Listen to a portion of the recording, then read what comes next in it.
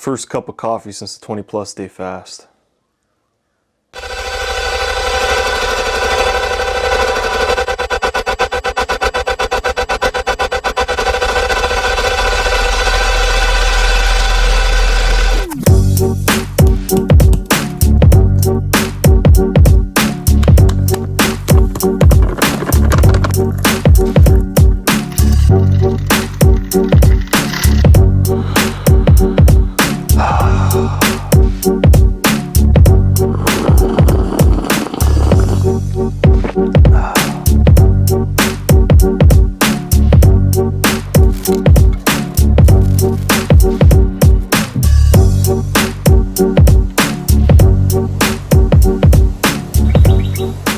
The story of Tantalus is a very interesting one.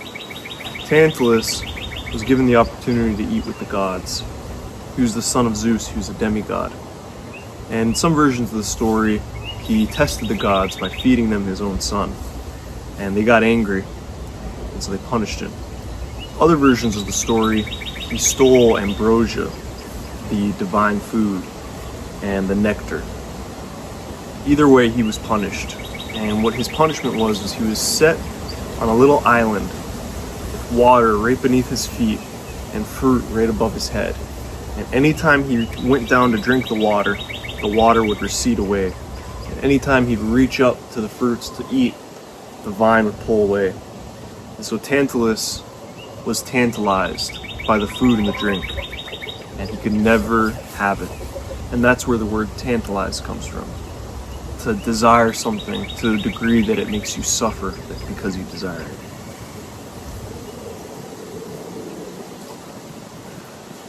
And when you do things like fasts, any type of detox, what you're doing is you're getting rid of these impulses. You're creating a blank slate. You're creating room. And it's important because we're so full of things. Our attention, our minds, our lives, every part of us is going in all these different directions, doing all these different things, hanging out with these different people. It's a really beautiful thing, but sometimes you need to shed. You need to rid yourself of things to create more space for new things. And it doesn't mean the things you have are bad. I've been fasted from tobacco, fasted from coffee, fasted from everything.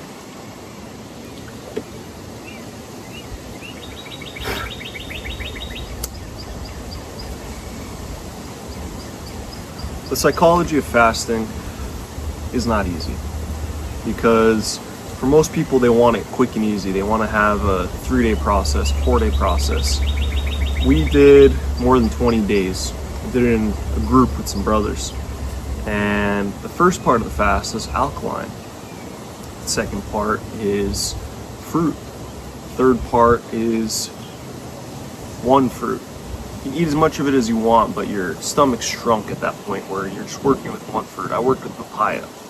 And then the fourth part of the fast is a water fast. And that's where you only drink water. And lots of purification comes from the different parts of the cycle. And what I learned from doing this is that we don't need anything. We don't even need the phone. We don't need the stimulation. We don't need anything because we have everything we need inside of us. Everything we could desire on the outside is like fixing a symptom of a problem. You're bored, so you get on your phone. You're hungry, so you snack. You don't know what to do, so you distract yourself. It's all a big game. And we play this game because it's easier to play a game like that than it is to actually do what you need to do. And the level of focus you have and the level of execution you can do, the momentum that you can create, when you have that clarity, that hollowness when you're fasting, you can create some phenomenal results. It's amazing. But I'm not here to talk about fasting today. I'm here to talk about Tantalus.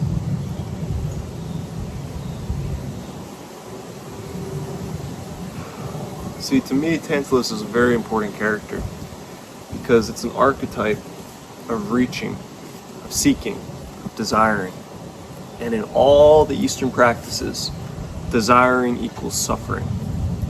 Suffering not in the physical sense, like pain, like you cut your arm and you're suffering because you're in pain, but suffering because of an existential need, something that is missing, some ephemeral, non-physical thing that's just not right, a yearning. It's like a constant itch, an itch that makes you seek out different things, different experiences throughout your whole life to bring you to a point where eventually you become disillusioned and you realize that nothing can give you that happiness, nothing can give you that fulfillment of what you're looking for except yourself, except the part of you that knows it doesn't need anything. You can be happy with nothing. You can be happy with everything. You can be unhappy with nothing. You can be unhappy with everything. It's all dependent on where you put your attention, how you place your awareness inside the container of your mind. Your mind is an alchemical flask, and just like the alchemists of old, the ingredients that you put on the inside all depend on what your goal is. If you want to create a very beautiful work, you're not going to put shitty ingredients and expect a beautiful outcome.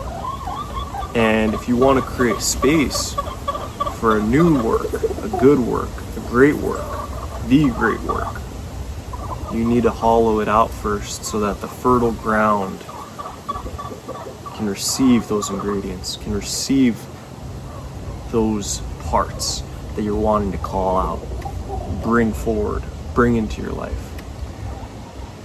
You can't be Tantalus. You can't be reaching. And it's the same with manifestation. You don't have it, so you desire it, you manifest it, you call it in, you bring it.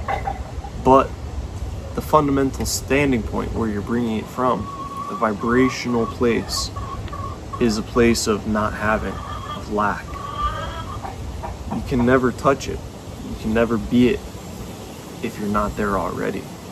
So it's a quantum game. It's reverse engineering from the end. It's not a matter of wanting to create the life that you want.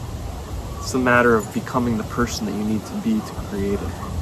You can create everything you desire, but you have to go from the end first. Just like Neville Goddard and all the other sages, mystics, and coaches, and teachers, and whoever. It all happens now, and then the results follow. You can do affirmations. You can work on yourself. You can act. You can action, do many things. But unless the place that you're doing those things from is here, inside, you'll never create results outside. And that's okay, because that's part of the lesson. It's part of the journey. It's part of the test.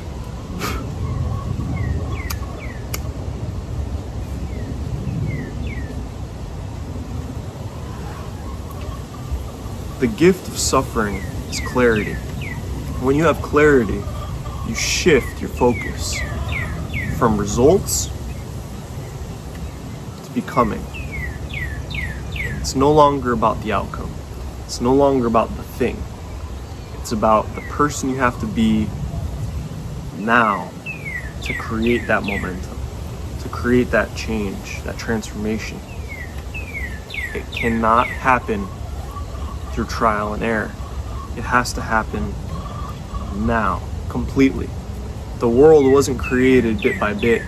The universe, the Big Bang, the genesis of existence didn't happen like pieces on a chessboard. It happened all at once, and it's happening all at once still. And it's already finished, and it's already happening. It's already continuing, and it's already finished. It's a cycle of changeless, formless creation. It doesn't happen piece by piece. It's all at once. And that's the way that the world works. All at once. If you have a vision, an idea, something you want to create, It doesn't come to you piece by piece. Entire ideas come to you, and then entire other ideas come to you. But it's not just one word, one word, one word. That's this. Creation happens here, but not on the same level that we think from. It happens from outside of us. It's inside of us, but it happens from outside of our monkey mind. Our monkey mind doesn't sit down and think, I want to create a business, I want to create a dream, I want financial freedom, I want this, how do I do this? And then you're and then you're using logic, and then you're thinking, and you're trying to create some type of idea. You receive inspiration, intuition, you receive vision, the image, and it takes form. And then the steps are automatic. You don't have to think about each step. You can know the step. You can think about it after, once you're in a different state of mind, if you want to contemplate it and you want to get some more clarity on what steps to take. But the actual solid, concrete creation comes in all at once, downloads into you like lightning striking a tree. That's what we do. That's who we are. We're creation and the creator, all at once, together, bound through infinite time and infinite space, but unbound through timeless, formless, spaceless, elemental creation. We're the place that everything comes from, and we're the place that everything returns to. We're the birthless, deathless, immortal being. And we have a choice.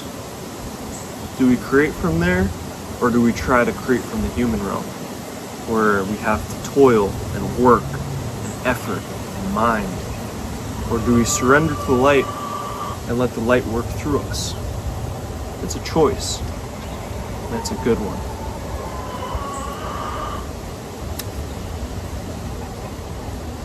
And free will benefits us with the opportunity to fail, with the possibility of not having what we want, of missing the mark. See, we don't have to have everything we desire. We want to. Doesn't mean we need it. But if all of a sudden you were to create exactly everything that you desire, but the you that created it isn't the you that you need to be to handle it, it wouldn't be everything that you desire. It would be like a child wanting a certain gift, and they get that gift, and then there's something else that they need after. The final end goal of whatever your true heart's desire is doesn't come in the form of material objects or certain experiences. It comes in the creation. It comes in the infinite powers all coming together, creating and living in that state, that embodied state. It's a beautiful thing, but it's also terrifying, because in those fires of creation, those waters of creation, you step outside of yourself and you enter into a place where you're a conduit. You're a vessel for the light to work into this world. That's a big thing. That's a very big thing. And we all yearn to be useful. We yearn to be of meaning. But our own personal desires, which are important, usually come from a place of coping mechanisms or cycles. So we don't actually want what we want. We think we want what we want. Our true desires, our true will of our spirit or soul, is very different than what our mind thinks it is. This is all food for thought. What do you think?